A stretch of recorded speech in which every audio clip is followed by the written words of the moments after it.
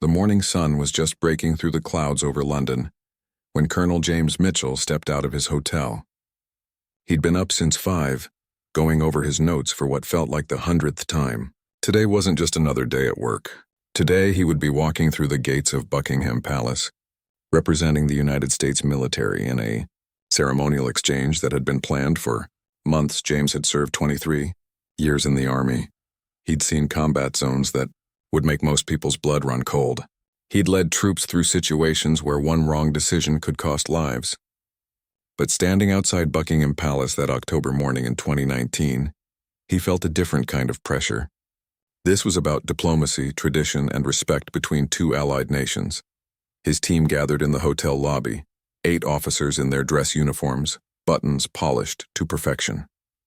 They'd rehearsed every step of the protocol: when to salute, where to stand, how to address the British military officials they'd meet. Everything had to be perfect. The relationship between American and British forces went back generations, and nobody wanted to be the person who messed that up. The drive to the palace took about 20 minutes.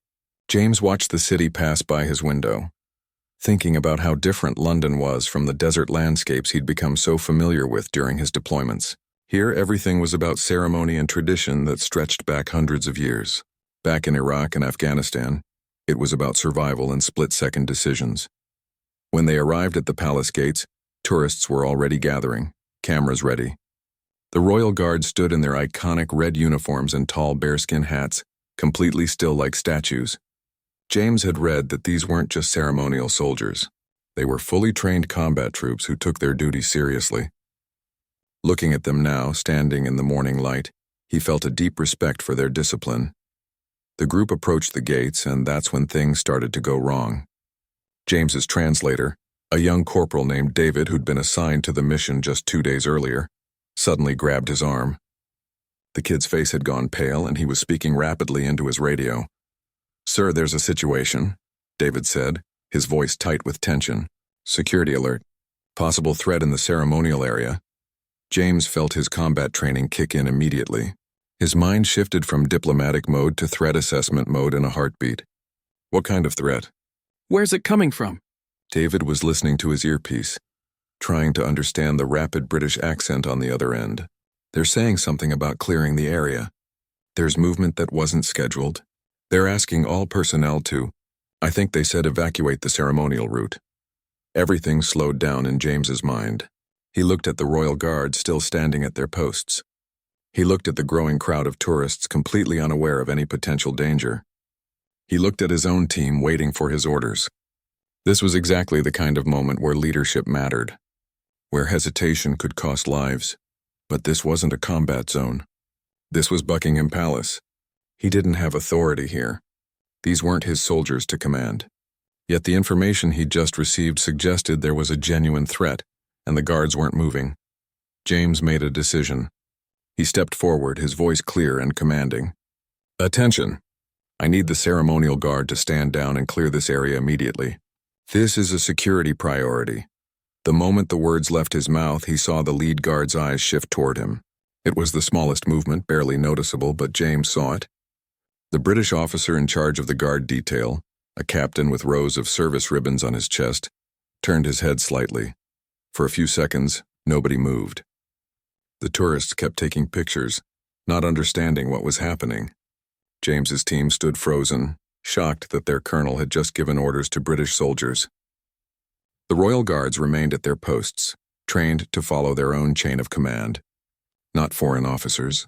Captain Thomas Aldridge, the officer leading the guard detail that day, was facing an impossible situation. He'd served 12 years, including tours in hostile territories. He knew the difference between real threats and false alarms, but he also knew that protocol existed for a reason.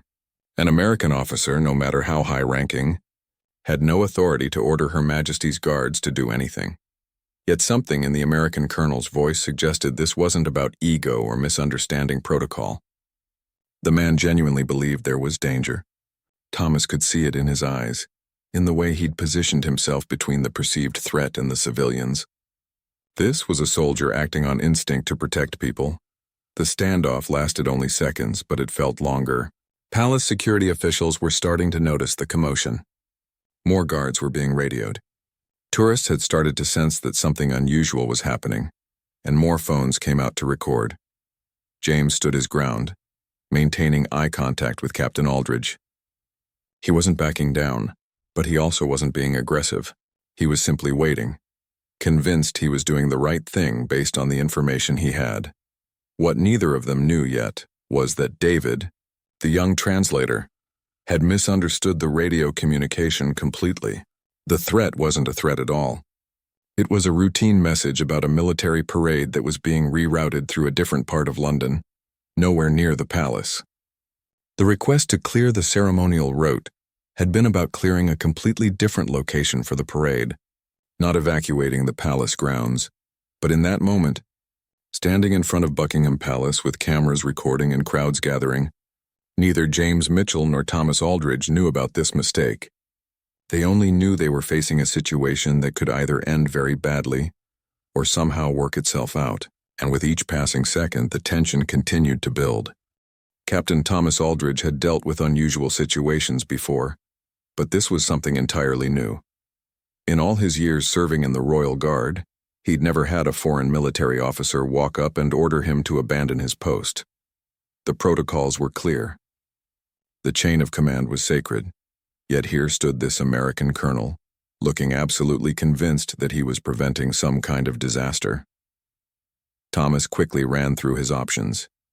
He could ignore the order completely, which was technically correct according to protocol. But what if this American officer actually knew something he didn't? What if there really was a threat and he was too rigid to listen? On the other hand, if he ordered his guards to stand down based on nothing but a foreigner's command, he'd be violating centuries of tradition and his own military regulations. He made a subtle hand signal to his second-in-command, Lieutenant Harrison, who was positioned about 20 feet away. The signal meant stay alert, but hold position. Harrison nodded almost invisibly. The guards remained perfectly still, but Thomas knew they were now on heightened awareness, ready to respond if needed. James saw the exchange and understood its meaning. The British captain wasn't going to follow his order, but he also wasn't dismissing the possibility of danger.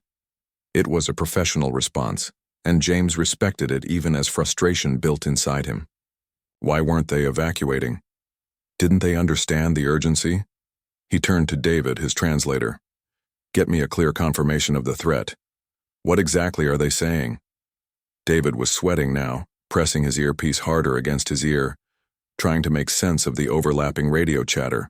British security channels were crossed with ceremonial coordination channels, and someone from the London Metropolitan Police was also broadcasting about the parade route change.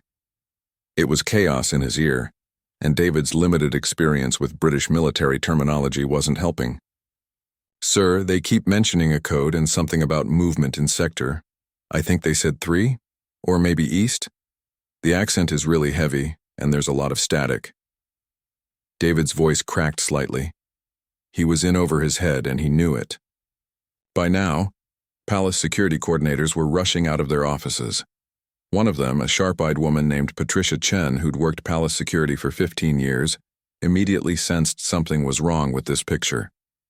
American officers didn't just show up and start ordering the guards around. She grabbed her radio and started making calls, trying to figure out what was actually happening. The tourists were getting more interested now. What had started as a routine photo opportunity was turning into unexpected drama. Phones were recording from every angle. Someone in the crowd shouted, "What's happening? Is everything okay?" Others started backing away, worried there might actually be danger. James felt the situation slipping away from him.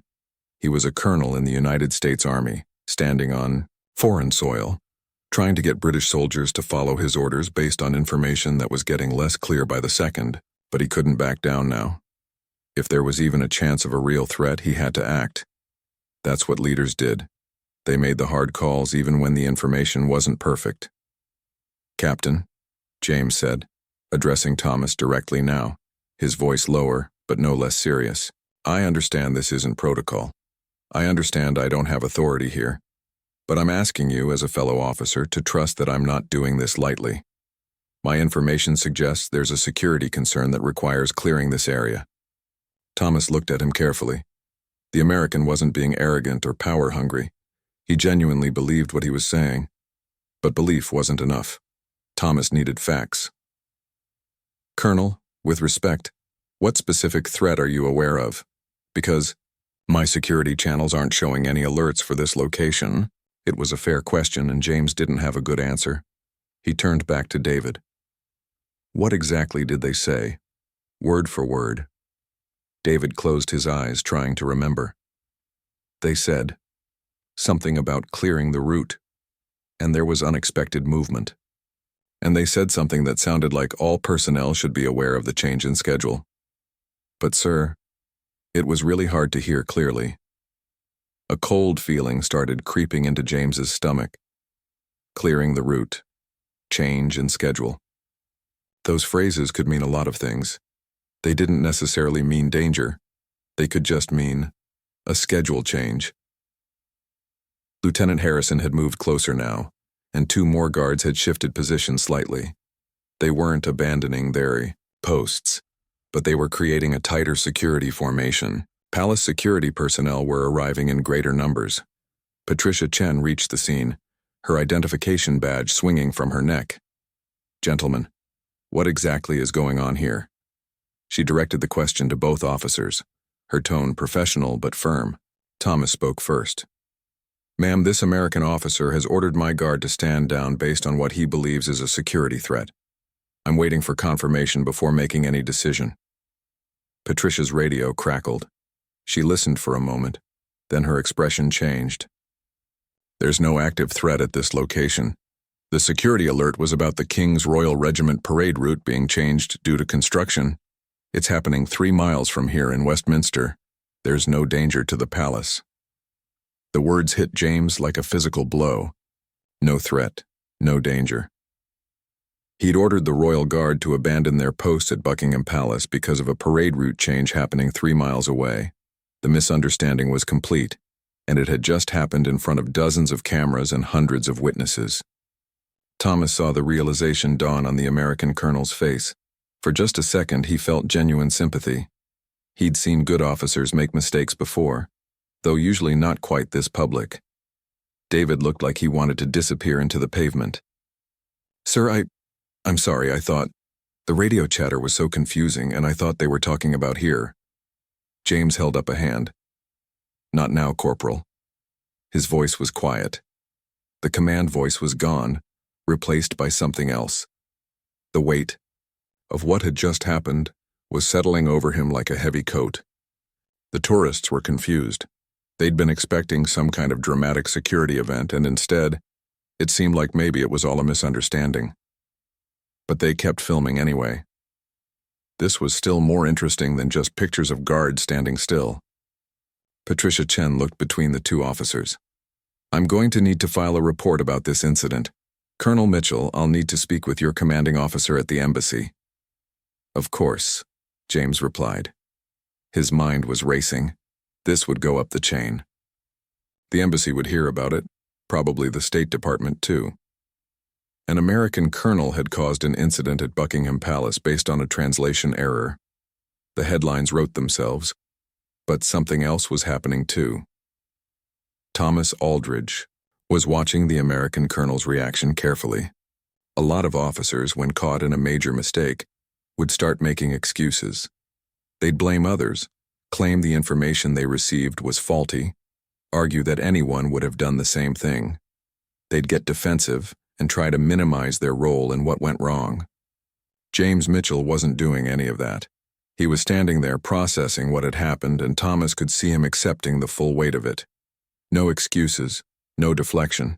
Just a man realizing he'd made a significant error and preparing to face the consequences. The crowd was getting larger now. More palace security arrived. Someone from the American embassy was being called. British military police were being notified. What should have been a simple ceremonial visit was turning into an international incident, and everyone knew it. James looked at Thomas again. "Captain, I owe you an apology, and I owe your guards an apology. This was my mistake." He said it loud enough for those nearby to hear. No attempt to hide it or downplay it. Thomas nodded slightly, acknowledging the words. but he didn't respond yet. The situation was still unfolding and he wasn't sure what came next. What he did know was that this American colonel, whatever else might be said about his judgment, had at least enough character to admit when he was wrong. The cameras kept recording. The reports were already being written in people's minds. And somewhere in London, 3 miles away, a military parade was proceeding along its new route, completely unaware of the chaos its schedule change had caused at Buckingham Palace. 3 minutes doesn't sound like a long time when you're watching television or waiting for your coffee to brew. 3 minutes passes in a blink. But when you're standing in front of Buckingham Palace, having just made a catastrophic error that's being recorded by dozens of cameras, 3 minutes feels like an eternity. James Mitchell had been in firefights that felt shorter than this moment. He'd made split-second decisions that determined whether his soldiers lived or died. And those moments hadn't felt as stretched out as this awkward, painful standoff. Because in combat, at least you knew who the enemy was. Here the enemy was his own mistake, and there was no shooting your way out of embarrassment. Captain Thomas Aldridge stood about 6 feet away, his posture perfect, his expression neutral. The man was a professional through and through. He wasn't gloating, wasn't angry, wasn't showing any emotion at all, really. Just standing there, waiting to see what happened next. His guards remained at their posts, having never actually followed James's order, which now seemed like the smartest decision anyone had made that morning. The crowd had grown considerably. Word was spreading that something unusual was happening at the palace, and in the age of social media, that meant more people showing up to see what the fuss was about. Some were still worried there might be actual danger. Others had figured out this was some kind of mistake and were just enjoying the drama. James could hear snippets of conversation from the tourists. "Is that an American uniform?" "I think he told the guards to move." "No, they can't move, right?" "They're not allowed to move." "Are they going to arrest him?" That last question hit harder than it probably should have. Were they going to arrest him? Could they arrest him? He was a foreign military officer, technically on diplomatic business, but he'd also just tried to order British soldiers to abandon their posts. He genuinely didn't know what the legal implications were. Patricia Chen, the palace security coordinator, was speaking rapidly into her phone. James caught enough of it to know she was talking to someone important. Probably her supervisor, definitely filing an official report.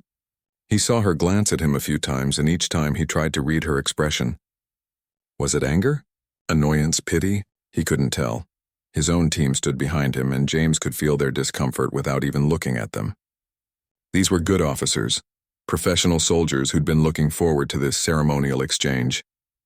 Now they were associated with whatever this disaster was going to be called in the official reports. He'd let them down, and that stung almost as much as the mistake itself.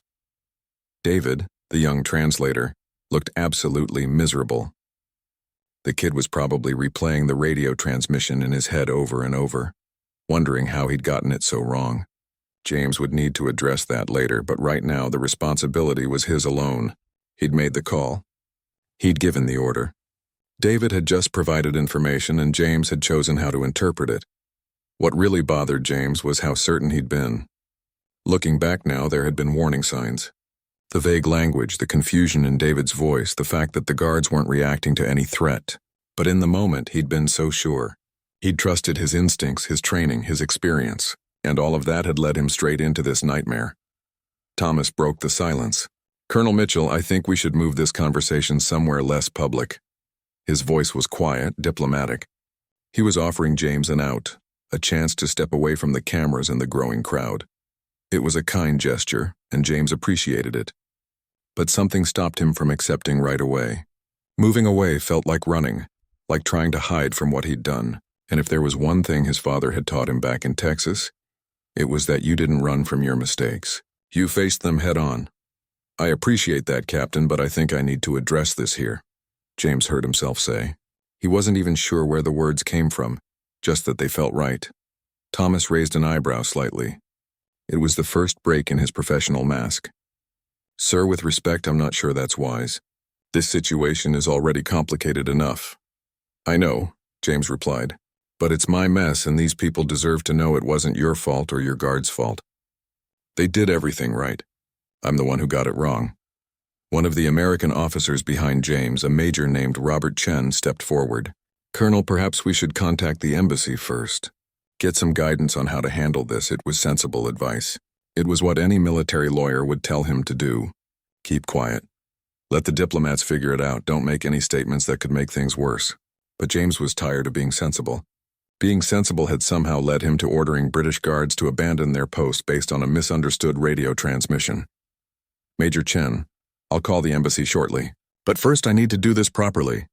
Patricia finished her phone call and walked over. "Gentlemen, I've been instructed to escort both of you to the security office. We need to document what happened here and contact the appropriate diplomatic channels." "Of course," Thomas said immediately. Then he looked at James, waiting for his response. James nodded. "Absolutely. But before we do that, I'd like to say something." Patricia looked uncertain. "Colonel, I really think it would be better if we move this conversation inside." "I understand, but this will only take a moment." James turned to face Thomas directly. The crowd had gotten quiet, sensing that something important was about to happen. This was the moment where everything could go completely off the rails. James knew that. One wrong word, one poorly chosen phrase, and this incident would define the rest of his career in the worst possible way. But he also knew that hiding behind protocol and diplomatic procedure wasn't who he was. It wasn't who he wanted to be. He looked at Thomas Aldridge, this British captain who'd handled an impossible situation with perfect professionalism. A man who could have escalated things, who could have been offended or aggressive, but instead had remained calm and respectful, even when a foreign officer was overstepping every boundary imaginable. "Captain Aldridge," James began, his voice clear and carrying in the morning air. "I owe you an apology." Someone in the crowd gasped quietly. Cameras that had been lowering came back up. Everyone was paying attention now. "I came here today representing the United States military, and I made a serious error in judgment. I ordered you and your guards to stand down based on information that I should have verified more carefully. You maintained your post, followed your protocols, and demonstrated exactly the kind of discipline and professionalism that the Royal Guard is known for. I, on the other hand, let my combat instincts override my common sense." Thomas's expression remained neutral, but James could see something shift in his eyes. This wasn't what the captain had been expecting. James continued. "You would have been well within your rights to have me removed from the grounds immediately. Instead, you gave me the respect of listening, even when I didn't deserve it. That shows the kind of character that makes someone a real leader, not just someone with rank on their shoulders." The crowd was completely silent now. Even the ever-present London traffic seemed to have quieted down. Patricia Chen had stopped trying to interrupt and was just watching, her phone still in her hand but forgotten for the moment. "I don't know what happens next," James said. "I imagine there will be reports, investigations, consequences. That's all appropriate. But I wanted to make sure that everyone here knew that this was my mistake, my failure and nobody else's." Captain Aldridge and his guards did exactly what they should have done. Their credit to their country and their service. He took a step back, then did something that even surprised himself. He came to attention and rendered a formal salute to Thomas Aldridge. For a moment, nothing happened. The tableau held frozen, an American colonel saluting a British captain in front of Buckingham Palace while dozens of cameras recorded every second. Then Thomas Aldridge returned the salute. Sharp and precise. The crowd erupted in applause. The applause caught everyone off guard. It started with one person, maybe a tourist from America who recognized the gesture for what it was, then spread through the crowd like a wave. People were clapping for an apology, which seemed strange when you thought about it, but somehow felt exactly right in the moment. James lowered his salute but maintained his position at attention. He'd said what needed to be said, done what needed to be done, and now he would face whatever came next. His military training had prepared him for a lot of things, but it hadn't really covered how to handle being applauded after making a massive international incident. Thomas Aldridge stepped forward and extended his hand. It was a simple gesture but loaded with meaning. In front of all these witnesses, he was showing that he accepted the apology, that he held no ill will. They shook hands, and the applause grew louder. Patricia Chen allowed herself a small smile. In 15 years of palace security, she'd seen protests, streakers, confused tourists, and even a few genuine threats. but she'd never seen anything quite like this. An international incident that somehow turned into a moment of mutual respect. She'd still have to file her report, but maybe it wouldn't be quite as damaging as she'd first thought. Just as things seemed to be settling down, another American officer came running up, out of breath. This was Lieutenant Kevin Foster, the deputy communications officer who'd been back at the embassy monitoring radio traffic. He'd driven across London at probably illegal speeds once he'd figured out what was happening.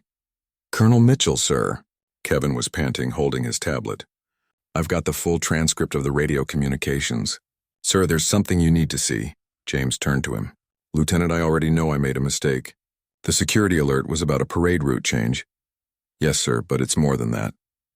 Kevin pulled up the transcript on his tablet. The original message was about a parade 3 miles from here. But then there were 2 other messages that came in almost simultaneously. One was about a genuine security concern at a different location, completely unrelated.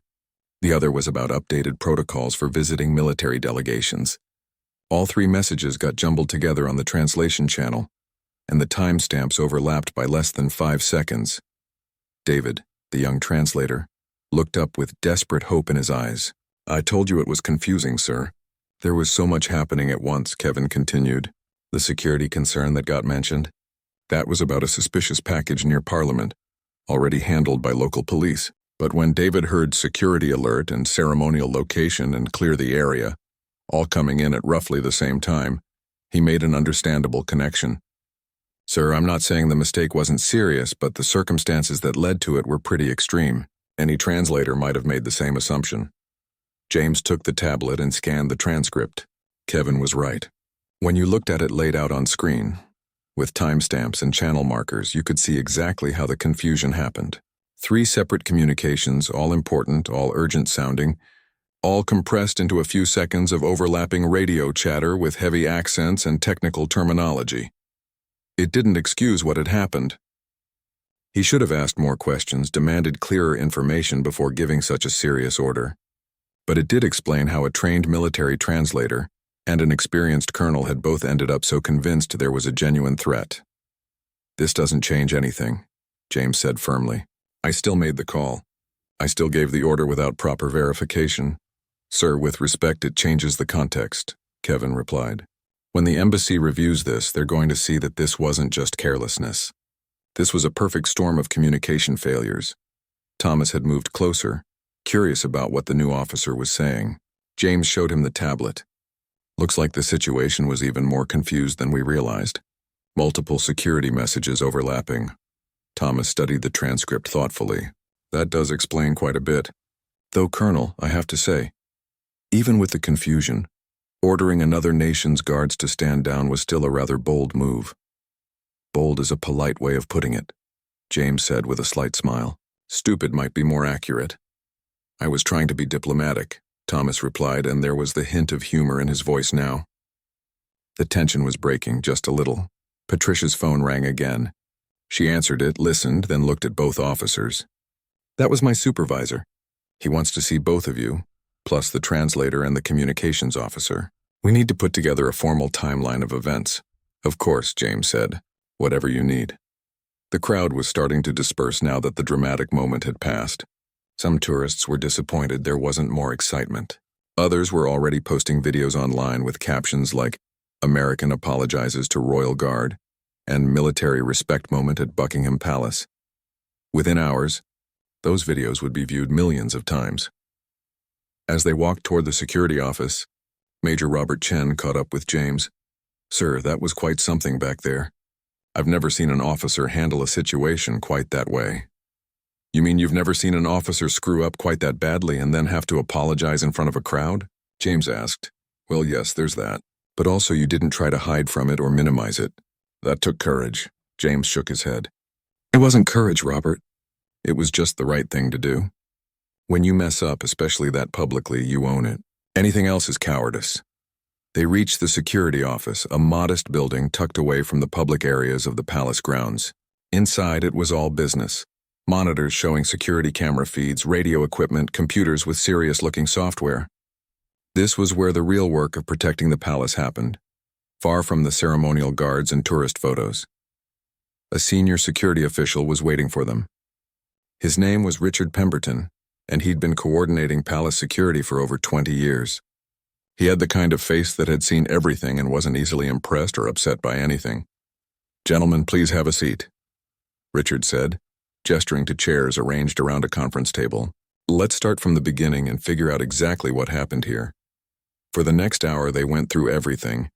The initial radio communications, David's translation, James's decision-making process, Thomas's response, the revelation about the misunderstanding.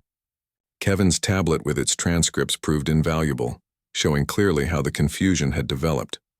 Richard took notes throughout, occasionally asking clarifying questions. He was thorough but not aggressive, treating this like the professional investigation it was rather than an interrogation. "Colonel Mitchell," Richard said eventually, "I have to say this is one of the stranger incidents I've dealt with. You clearly made an error in judgment, ordering guards who weren't under your command, but you also clearly believed you were acting to protect people from a genuine threat, and your handling of the aftermath was, frankly, exemplary. I appreciate that. But I still created an international incident," James replied. "You created an unusual situation," Richard corrected. "Whether it becomes an international incident depends on how our respective governments choose to handle it. And I suspect that after reviewing all this material, they'll see it as an unfortunate miscommunication rather than deliberate misconduct." Thomas spoke up. "For what it's worth, I'd like to add to the record that Colonel Mitchell's conduct after realizing his error was entirely appropriate.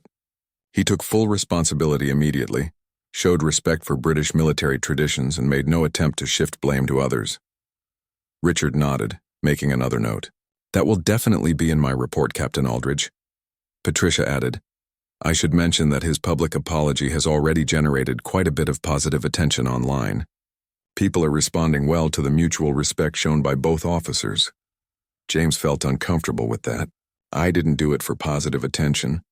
I did it because it was right." "I understand that, Colonel," Patricia said. "But the fact remains that what could have been a PR nightmare is actually turning into something positive. That matters, especially in terms of how this will be viewed by senior officials on both sides." They spent another 30 minutes finalizing details, getting statements from everyone involved and arranging for formal written reports to be submitted. Throughout it all, James kept thinking about how quickly things had escalated and how differently this could have ended. When they were finally finished, Richard stood and shook hands with everyone. "I'll have my full report completed by tomorrow morning. It will go to the Ministry of Defense, the Foreign Office, and your embassy, Colonel Mitchell. I expect you'll be hearing from your superiors quite soon." "I'm sure I will," James agreed. As they left the security office, the afternoon sun was starting to break through London's perpetual clouds. The ceremonial exchange they'd come for had been completely derailed, but somehow James felt like something more important had happened. Thomas walked with him toward the palace gates. "Colonel, I have a feeling we'll both be telling this story for years to come." "Probably," James admitted, "though I imagine your version will make you look a bit better than mine makes me look." The American Embassy in London sits in the Nine Elms area, a modern building that's a far cry from the historic structures most people picture when they think of embassies. James walked through its security checkpoints in a daze, his mind running through everything that had happened at the palace. His uniform felt heavier than usual, like the weight of his mistake had somehow added physical mass to it. The elevator ride to his commanding officer's floor took only 30 seconds. But James managed to rehearse about 5 different explanations in that time. None of them sounded good. "Sir, I thought there was a threat," seemed weak. The communications were confusing, sounded like passing blame. "I made a judgment call" was technically true but didn't really capture the magnitude of the error. Brigadier General William Torres had been running the military attaché office at the embassy for 2 years. He was a no-nonsense officer from New Mexico, someone who'd come up through the ranks the hard way and had zero patience for politics or excuses. James had always respected him, which somehow made this upcoming conversation even harder. The general's assistant, a sharp woman named Helen who seemed to know everything happening in the embassy before it happened, gave James a sympathetic look as he walked past her desk. "He's expecting you, Colonel. Go right in." James knocked twice and entered. General Torres sat behind his desk, reading something on his computer screen. He didn't look up immediately, and James stood there waiting. It was a power move, deliberate, making him sweat a little. Fair enough, James thought. I deserve that. Finally, Torres looked up. His expression was unreadable. Sit down, Colonel. James sat, keeping his posture straight, his hands folded in his lap. Military bearing, even when you're about to get destroyed. I've been reading the preliminary reports from the palace, Torres began. I've also been fielding phone calls from the State Department, the British Ministry of Defense, and about half a dozen other officials who all want to know what the hell happened this morning. Sir, I take full responsibility. Torres held up a hand. Let me finish. I've watched the videos that are all over social media. I've read the radio transcripts. I've spoken with Lieutenant Foster about the communications confusion. And I've received a very interesting email from a Captain Thomas Aldridge of the Royal Guard. James blinked. Captain Aldridge sent you an email? He did, about an hour ago. Want to know what he said? Torres turned his monitor so James could see it. The email was brief but powerful. Captain Aldridge had written a detailed account of the incident, emphasizing James's immediate acceptance of responsibility, his public apology, and what Aldridge called an exceptional display of integrity under difficult circumstances. He didn't have to do that, James said quietly. No, he didn't, Torres agreed. But he did. And you know what? It's the kind of thing that matters, not just for you, but for our relationship with British military command. They could have made this into a huge diplomatic problem. Instead, we've got one of their officers going out of his way to vouch for your character. James didn't know what to say to that. Torres leaned back in his chair. Don't get me wrong, James, what you did was serious. You can't go around ordering foreign military personnel to abandon their posts no matter how genuine you believe the threat is. There are protocols for a reason and you violated them. Yes, sir, I know. But here's the thing that's saving your career right now. You owned it immediately. You didn't try to hide, didn't make excuses, didn't blame your translator or the confusing communications. You stood there in front of Buckingham Palace, in front of cameras and tourists and British military personnel, and you said, I made a mistake. Do you know how rare that is? Sir, it was just the right thing to do. Exactly. It was the right thing to do. And somehow in this age of spin and damage control and political maneuvering, doing the right thing has become revolutionary. Torres shook his head. I've already talked to the State Department. They were preparing for a disaster, ready to issue apologies and explanations. Then they saw your public statement. Then they got Captain Aldridge's report. Suddenly, instead of managing a crisis, they're managing a story about two professional officers showing mutual respect despite a misunderstanding. James felt something loosen in his chest. So I'm not being sent home?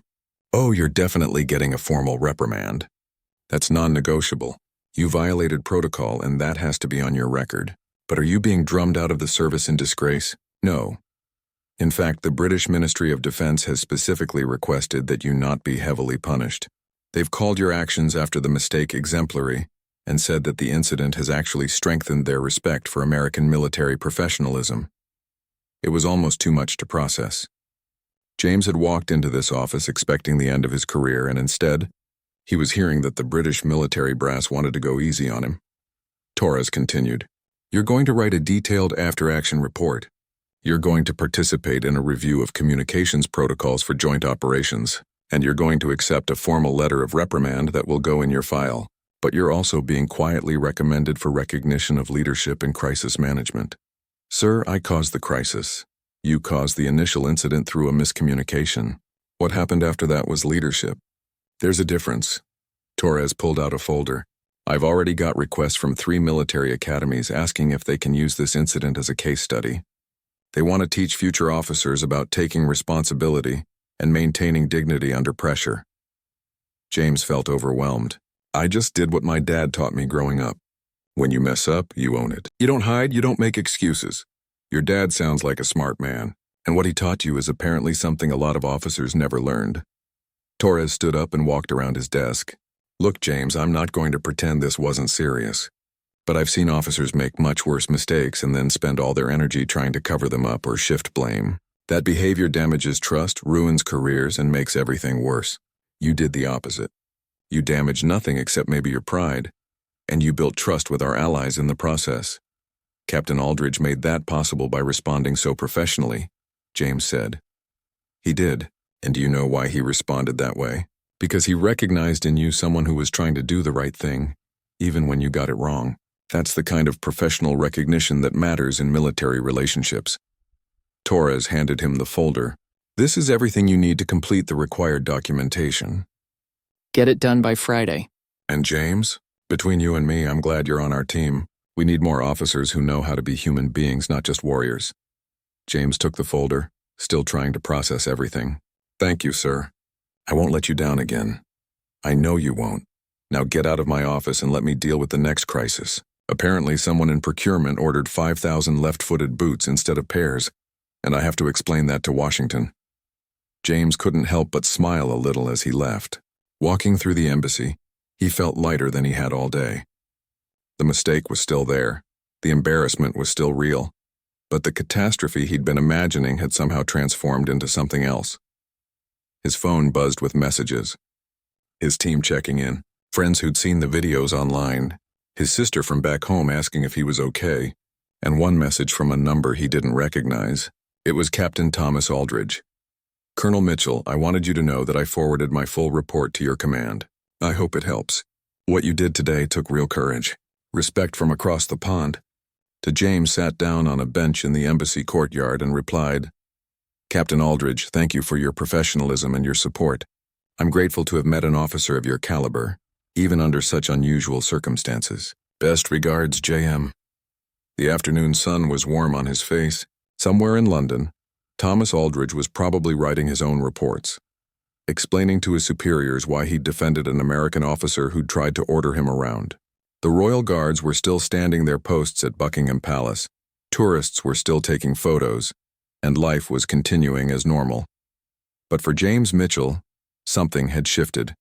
He'd faced his worst professional nightmare and survived it, not by hiding or fighting, but by simply accepting responsibility and trying to make things right. His father would have been proud. His mother would have said, I told you so, about the importance of good manners and proper apologies. And maybe, just maybe, something good had come from his spectacular mistake. Because if 3 military academies wanted to teach future officers about what happened today, if the story was spreading online as an example of professionalism and respect, then perhaps his embarrassment could serve a larger purpose. Major Robert Chen found him sitting on the bench. Colonel, the team is grabbing dinner at that pub near the hotel. We'd be honored if you joined us. James stood up. I'd like that. But I'm buying. After the day I put you all through, it's the least I can do. Sir, respectfully, what you put us through was actually pretty amazing to watch. I've served under a lot of officers, and I've never seen anyone handle a mistake the way you did today. That took guts. The video started spreading within hours of the incident. Someone had captured the entire exchange from multiple angles, and by dinner time that evening, clips were circulating on every major social media platform. The comments were surprisingly positive, which caught almost everyone off guard. This is what real leadership looks like, one person wrote under a video of James's apology. He didn't make excuses. He just owned his mistake and showed respect. We need more of this. Another comment that got thousands of likes read, I served for 20 years and never saw an officer do this. They usually blame everyone else. This guy's the real deal. The British responses were equally supportive. Absolutely proper behavior from the American colonel, someone wrote. He recognized the Royal Guard's authority and showed genuine respect for our traditions. Well done to both officers. By the next morning, news outlets had picked up the story, but instead of the critical, embarrassing coverage James had expected, most articles focused on the mutual respect shown by both officers. Headlines read things like, When Mistakes Lead to Respect, An Unusual Military Moment, and American Colonel's Apology at Buckingham Palace Wins Hearts. At the palace, Captain Thomas Aldridge was dealing with his own wave of attention. His commanding officer, Colonel Jeffrey Hartwell, had called him in for a meeting that Thomas had assumed would be about the breach of protocol. Instead, it turned into something completely different. Captain, I've reviewed your report on yesterday's incident, Colonel Hartwell said, looking at Thomas over his reading glasses. I've also received about a dozen messages from various officials commenting on how you handled the situation. Sir, I simply maintained protocol and responded appropriately to an unusual circumstance, Thomas replied. You did more than that. You recognized that the American colonel was operating from genuine concern for safety, even though he was completely out of line. You kept your composure when you could have escalated things. And most importantly, you showed enough grace to recognize good character when you saw it, even in the middle of a difficult situation. Thomas felt uncomfortable with the praise. "I was just doing my job, sir." "No, you were demonstrating leadership. There's a difference." Colonel Hartwell pulled up something on his computer. "The Ministry of Defense has received formal requests from the Americans to include you in future joint training programs. They specifically mentioned your exceptional judgment and diplomatic handling of the incident." "The Americans want me in their training programs? After I refused to follow their colonel's orders?" "Precisely because you refused. You showed them that British military discipline isn't just for show, but you also showed them respect in how you refused. That's valuable." Hartwell closed his laptop. "Between you and me, Thomas, incidents like this are teaching moments. Not just for the officers involved, but for everyone who hears about it. The way you and Colonel Mitchell handled this will be discussed in military circles for years." Thomas thought about that. "Sir, if I may ask, what's going to happen to Colonel Mitchell? I've heard rumors he might face serious consequences." "He's receiving a formal reprimand, which is appropriate given the protocol violation. But beyond that, the Americans are treating this as a learning opportunity rather than a career-ending mistake, largely because of your report, I might add." Your characterization of his response made it clear. This was an honest error followed by exemplary conduct, not misconduct requiring severe punishment. "I only wrote what happened." "Sir, you wrote the truth and you did it in a way that was fair to everyone involved. That's not always easy to do." Hartwell stood up. "I'm putting you forward for commendation, Captain. Your conduct during this incident exemplifies the best of the Royal Guard. Discipline with judgment. Tradition with flexibility and authority with grace." As Thomas left the office, he thought about the strange chain of events that had started with an American colonel giving him an impossible order. He'd expected anger, embarrassment, maybe an international incident that would strain military relationships. Instead, somehow, it had strengthened those relationships. Back in the United States, the story was having an unexpected impact. James's father, a retired Army sergeant living in Texas, called him the day after the incident. "I saw what you did, son. On the internet of all places. Your mother watched it 3 times. Dad, I made a huge mistake," James said. "I ordered foreign soldiers to abandon their posts based on bad information. I know what you did. I also know what you did after. That's what matters." His father's voice was proud, not disappointed. "You remember what I always told you about mistakes? That everyone makes them, but not everyone owns them." "Exactly. You stood there in front of the world and owned yours. That takes courage, James. Different kind of courage than combat, but courage all the same." The conversation with his father meant more to James than any official commendation could have. Growing up, his dad had always emphasized integrity over everything else. "Your reputation is built on what you do when things go wrong," he'd say, "not when they go right." At the military academies that had requested permission to use the incident as a case study, professors were already incorporating it into their curriculum. At West Point, a leadership instructor named Colonel Rita Alvarez was preparing her lecture notes. "The Buckingham incident, as we're calling it, presents us with multiple teaching points," she told her colleagues in the faculty lounge. "First, the importance of clear communications in joint operations. Second, the danger of acting on incomplete information even with good intentions. But most importantly, it shows us what real accountability looks like." Her colleague, a professor of military ethics, nodded enthusiastically. "I've been teaching leadership for 15 years, and I've never had such a perfect example of owning a mistake. Usually, when we discuss military errors, we're looking at historical incidents where officers tried to cover things up or shift blame. This is the opposite. What's remarkable is that both officers come out of this looking good," another instructor added. "The British captain for his discipline and judgment, the American colonel for his accountability and respect. It's a rare case where a mistake actually strengthened rather than damaged relationships." The case study quickly became popular with cadets.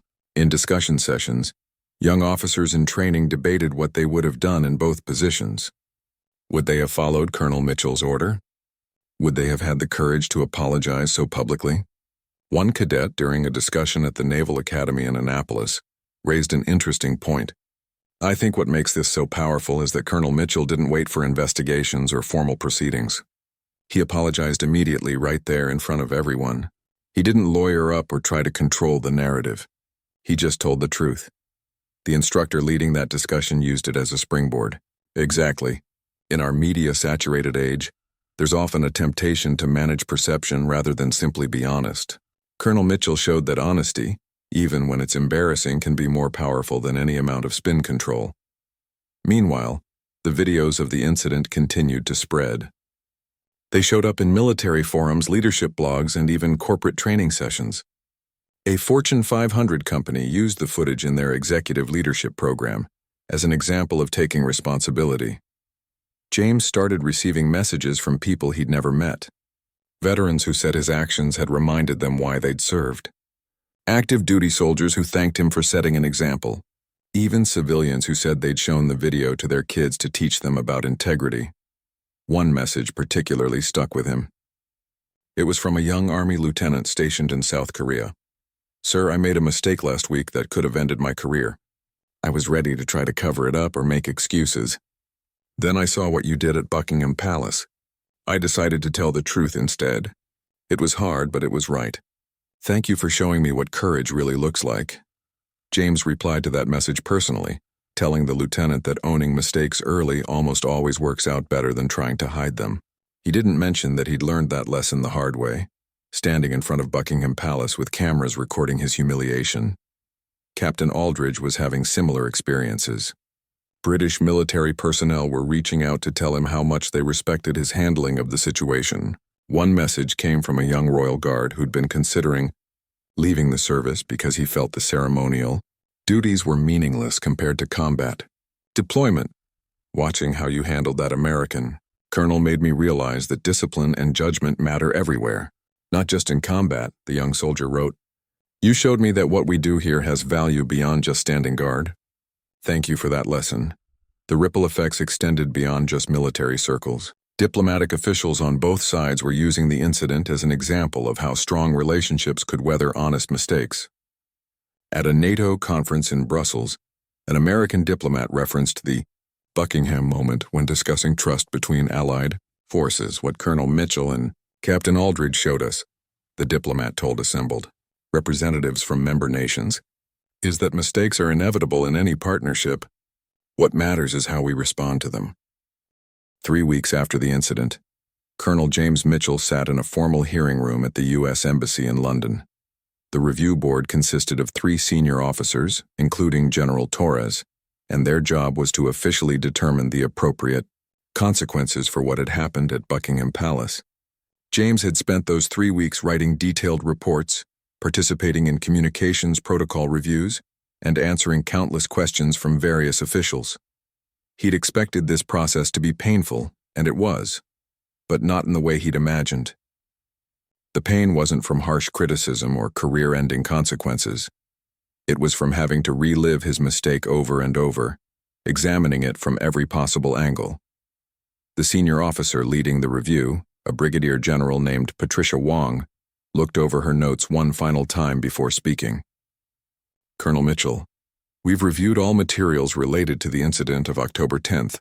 We've examined radio transcripts, interviewed personnel, consulted with British military officials, and watched the available video footage approximately 24 times. James sat at attention, waiting for the verdict. The facts are not in dispute. You gave an order to British military personnel who were not under your command, based on information that turned out to be incorrect. This was a serious breach of protocol and diplomatic procedure. Under normal circumstances, such an action could result in relief of command, a significant demotion, or even separation from service. The room was silent. James's career hung in the balance, and everyone knew it. General Wong continued. However, these are not normal circumstances. We've received unprecedented input from British military authorities, including a formal letter from the Ministry of Defense. Captain Thomas Aldridge has provided a detailed statement about the incident and your conduct. Palace security officials have submitted their reports, and we've consulted with diplomatic personnel from both nations. She paused, letting the tension build, though James suspected it wasn't intentional. She was just being thorough. The consensus, Colonel Mitchell, is that while your initial action was inappropriate, your response to realizing your error was exemplary. You took immediate and complete responsibility. You showed respect for British military traditions and authority. You made no attempt to minimize your mistake or shift blame to others. And in doing so, you actually strengthened rather than damaged US-UK military relationships. James felt his heart pounding.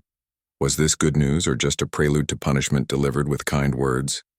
Therefore, this review board has determined the following. You will receive a formal letter of reprimand, which will become part of your permanent record. This is non-negotiable and appropriate given the protocol violation. James nodded. He'd expected that much. However, we are also noting in your file that your handling of the aftermath demonstrated exceptional leadership and character. The British Ministry of Defense has specifically requested that you not face severe punishment, calling your actions a model of military professionalism in crisis. Captain Aldridge has stated that your conduct after the error was exemplary and worthy of recognition. General Torres spoke up for the first time. James, what you did wrong was serious, but what you did right was extraordinary. This board believes that punishing you severely would send the wrong message to junior officers. It would tell them to hide mistakes, to shift blame, to manage perception rather than simply tell the truth. That's not the kind of military we want to build. General Wong added, "You're also being recommended for the Distinguished Service Medal, specifically for strengthening international military cooperation through exemplary personal conduct. That's unusual given the circumstances, but the British military brass has strongly advocated for it." James couldn't quite process what he was hearing. A reprimand and a medal for the same incident? "Sir, ma'am, I'm not sure I deserve a medal for making a mistake and then apologizing," he said carefully. "You're not getting a medal for apologizing," General Wong replied. "You're being recognized for demonstrating the kind of leadership that builds trust between allied forces.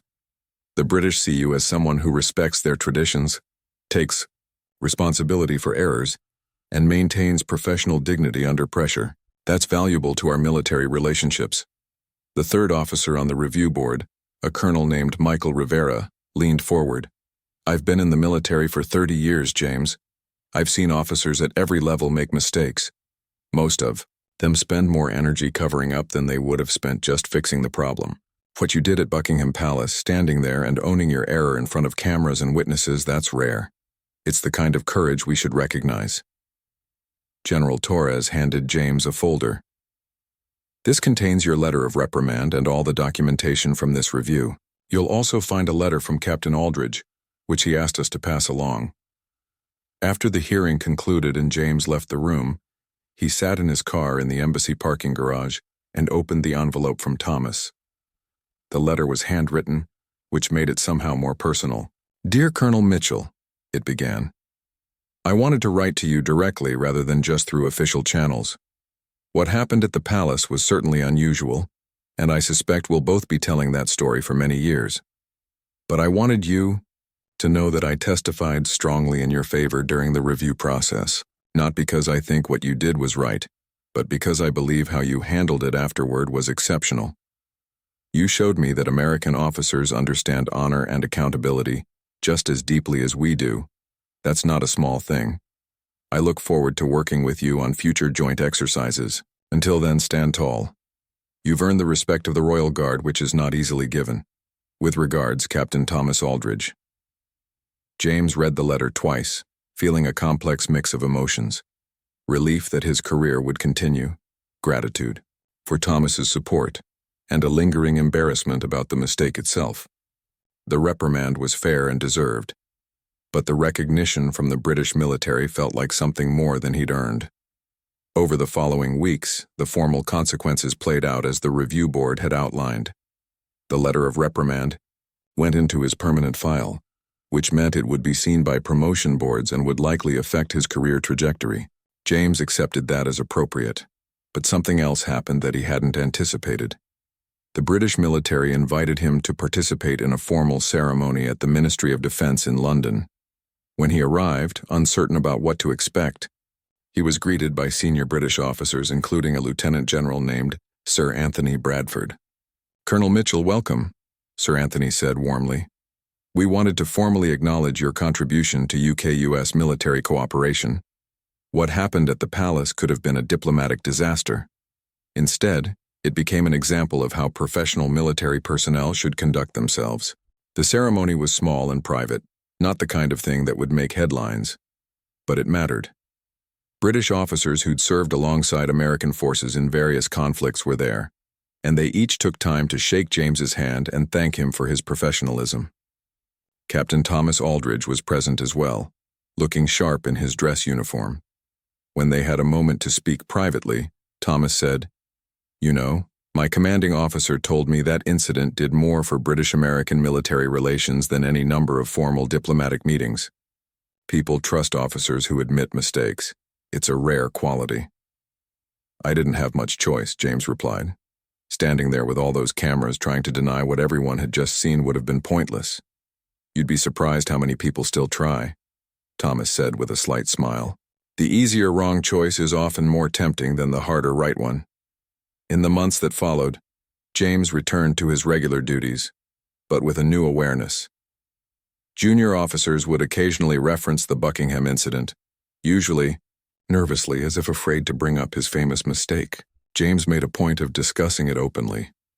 "Yes, I made a huge error in judgment," he'd tell them. "I ordered foreign soldiers to abandon their posts based on bad information. It was embarrassing, it was wrong, and I paid consequences for it. But you know what I learned? The mistake itself was bad, but trying to hide from it or deny it would have been worse. Much worse." He started getting invited to speak at military leadership seminars, usually with the topic being something like accountability and command or learning from failure. At first, he was reluctant, not wanting to profit from his mistake or turn it into a motivational speaking opportunity. But General Torres convinced him. "James, you have something to teach that can't be found in field manuals or doctrine. You have a real-world example of what it means to take responsibility. Young officers need to see that. They need to know that mistakes don't have to end careers if you handle them with integrity." So James spoke at West Point, at the Naval Academy, at staff colleges and leadership institutes. He always told the full story, including how scared he'd been standing in front of those cameras, how much he'd wanted to make excuses or shift blame, and how hard it was to just stand there and admit he'd been wrong. "The moment you realize you've made a serious mistake," he'd tell audiences, "you have a choice. You can protect your ego." 5 years had passed since that October morning at Buckingham Palace. General James Mitchell, now approaching the end of his military career, found himself standing in a lecture hall at West Point, looking out at 200 young cadets who represented the future of military leadership. The invitation to give the annual leadership lecture had come as an honor, but also as a challenge.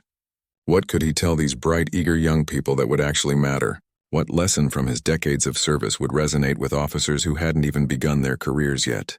He knew what they expected. War stories, perhaps, tales of combat leadership and strategic brilliance. But James had decided to tell them a different story. The one about the time he'd spectacularly messed up in front of Buckingham Palace and had to figure out how to live with the consequences. "I want to tell you about the worst professional moment of my life," he began, watching their faces shift from polite attention to genuine curiosity. "It happened in London in 2019 when I was a colonel leading a diplomatic mission. And it started with me giving an order that I had absolutely no authority to give." For the next 45 minutes, James walked them through every detail: the confusing radio transmission, the split-second decision, the realization of his mistake, and most importantly, what came after. He didn't spare himself in the telling. He described the fear, the embarrassment, the desire to make excuses or shift blame. Standing there in front of those cameras, knowing I'd just caused an international incident, every instinct told me to protect myself, he said, to blame the translator, to claim the communications were impossible to understand, to argue that anyone would have made the same mistake. And you know what? Some of those things were even partially true. The communications were confusing. The circumstances were unusual. But none of that changed the basic fact that I'd made a bad call. He paused, letting that sink in. So I had a choice. I could protect my ego or I could do what was right. And in that moment, I remembered something my father taught me when I was about 10 years old and had broken a neighbor's window playing baseball. He said, "Son, the broken window is already broken. Nothing you say or do will unbreak it. The only question now is what kind of person you're going to be about it." A few cadets nodded, recognizing the wisdom in those simple words. I chose to be the kind of person who owns his mistakes. I apologized publicly to Captain Aldridge and his guards. I took full responsibility without qualification or excuse. And you know what happened? He looked around the room, making eye contact with as many cadets as he could. The British military brass defended me. Captain Aldridge became one of my closest professional friends. The incident that should have ended my career became a teaching moment that strengthened international military relationships, not because I made a mistake, but because of how I handled it. After the lecture, cadets lined up to ask questions. Some wanted tactical details about the incident. Others had questions about career progression and dealing with superiors. But one young woman, a third-year cadet named Angela Rodriguez, asked the question that James had been hoping someone would ask. "Sir, you said choosing to apologize was hard because every instinct told you to protect yourself. How did you overcome those instincts? How did you find the courage to be vulnerable like that?" James thought about it carefully before answering. "I don't know if I'd call it courage exactly. It was more like clarity.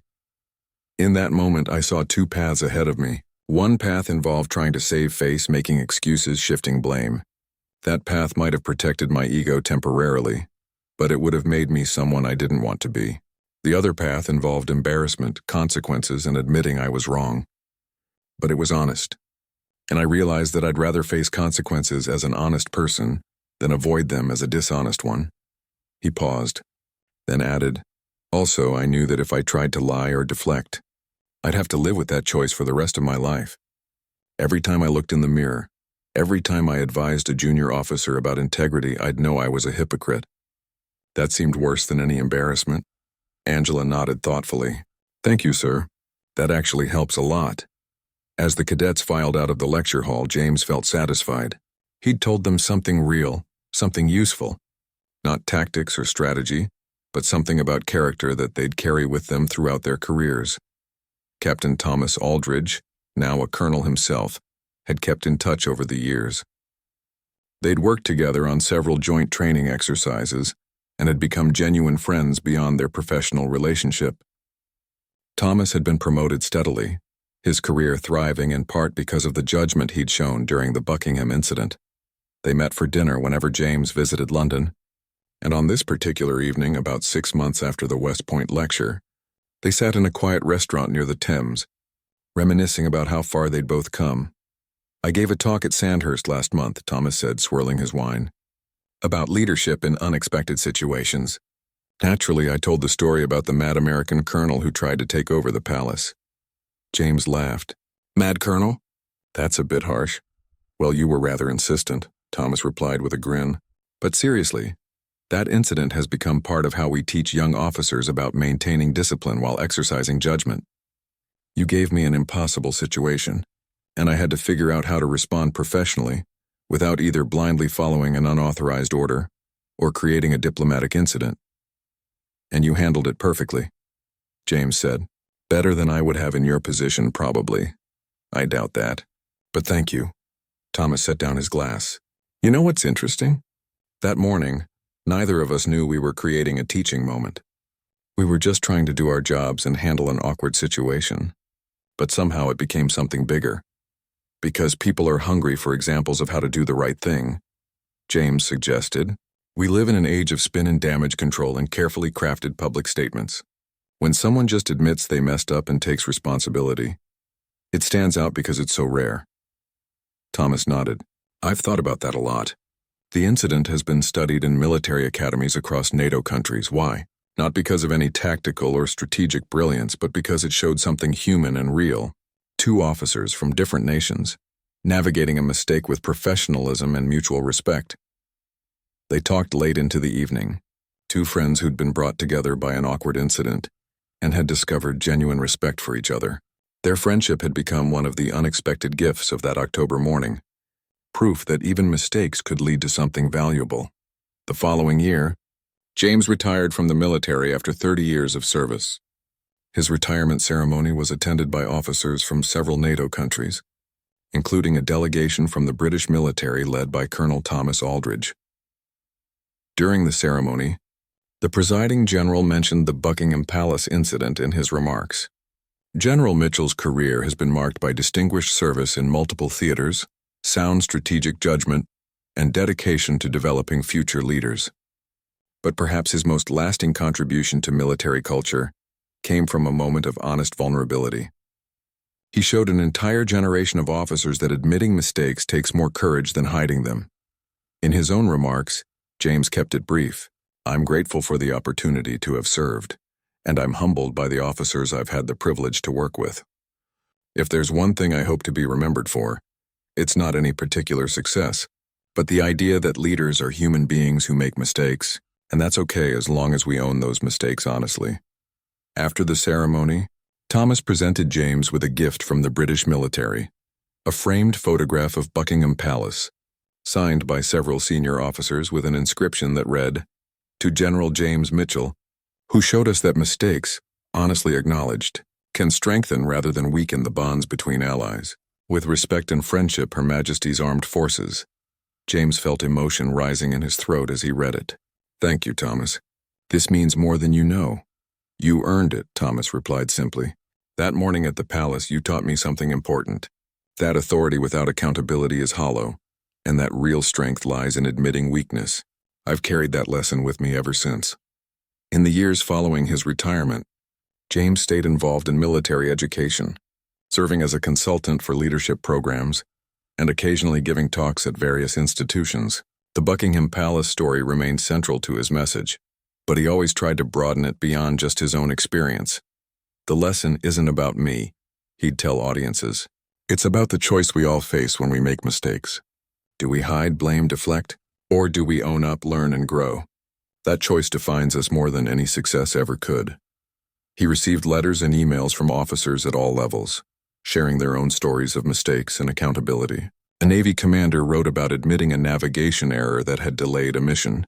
An Air Force captain described taking responsibility for a training accident that had damaged equipment. Each story echoed the same theme: honesty is hard, but it's worth it. One letter particularly touched him. It was from Angela Rodriguez,